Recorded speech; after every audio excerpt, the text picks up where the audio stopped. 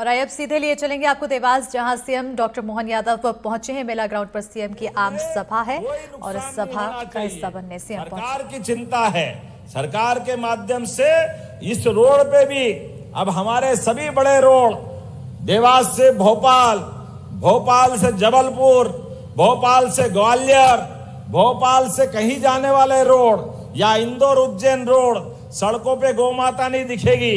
इसलिए सभी नगर निगम में 10-10 हजार की बड़ी बड़ी गौशाला बनाने के लिए भी निर्देश जारी कर दिए हैं। सारी गौशालाओं में पहले खिड़क रहती थी, पिंजरा पोल रहती थी। अरे गाय माता को सजा दोगे, गया जमाना पुराना। अब तो कोई कारण से खेत में जगह नहीं है, किसान को अपने जानवर को रखना नहीं, तो कहीं रखना है तो नगर निगम सारी गौशालाओं को अपना संचालन करेगी। आप भी देवास में बनवाना, किसी प्रकार से कोई गौ माता सड़क पे नहीं रहना चाहिए।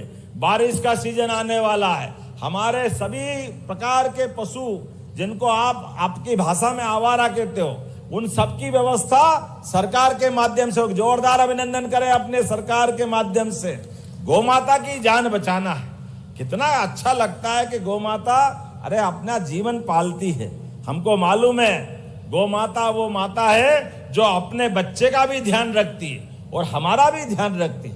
विश्व में 33 करोड़ देवी देवता का वास अगर किसी में है तो गौ माता में है। इसलिए हमने निर्णय किया है। इतना ही नहीं, और आगे बढ़ते हुए हमने कहा कि भगवान राम जब अयोध्या में मुस्कुरा रहे हैं तो हमारे लिए भी राम मंदिर बन गया। अगर बोलो जय जय श्री राम, तो राम मंदिर में भगवान राम अयोध्या में मुस्कुरा रहे हैं तो 11 साल हमारे साथ भी चित्रकूट में आनंद से भगवान ने समय निकाला है।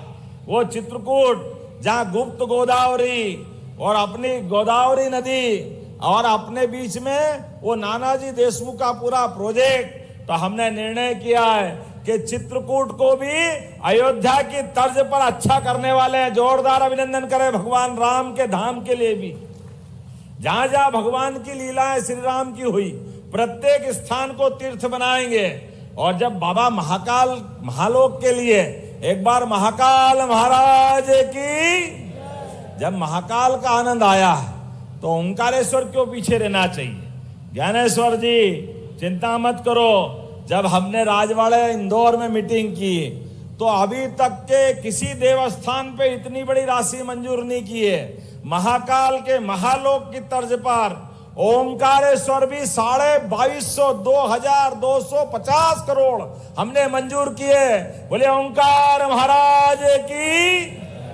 और केवल ओंकार महाराज ने सभी देवस्थानों पर, सलकुन परवुल्ली मैया, हमारे लिए मैहर की माता जी, दतिया की माता जी, नलखेड़ा माता जी, और ऐसे सभी स्थानों पर 19 जगह धार्मिक नगरियों में हमने शराब बंदी कर दी।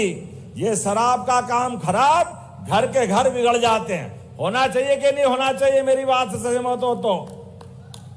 19 जगह लगातार शराब बंदी करके हमने कहा दूध की दुकान खोलेंगे और दारू की दुकान बंद करेंगे। ये हमारी सरकार ने निर्णय किया। विकास के मामले में बोलने के लिए तो बहुत देर तक बोल सकता हूं, लेकिन अब मेरे को जाना भी है।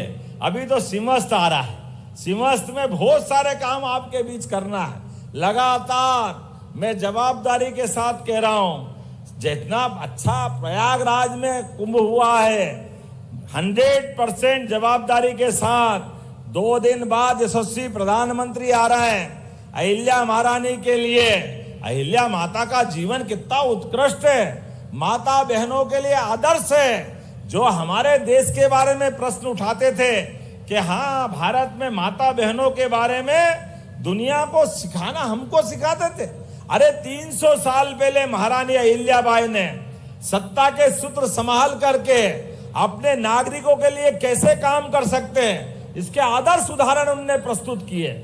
माता बहनों के लिए माहेश्वरी साड़ी, ये माहेश्वरी साड़ी बनाने वाले कारीगर हैदराबाद, बेंगलोर, तिरुपति, कहां से बुला करके महेश्वर में ला करके लघु उद्योग को बढ़ावा दे करके, कुटीर उद्योग को बढ़ावा दे करके बहन बेटियों के लिए रोजगार का प्रबंधन किया।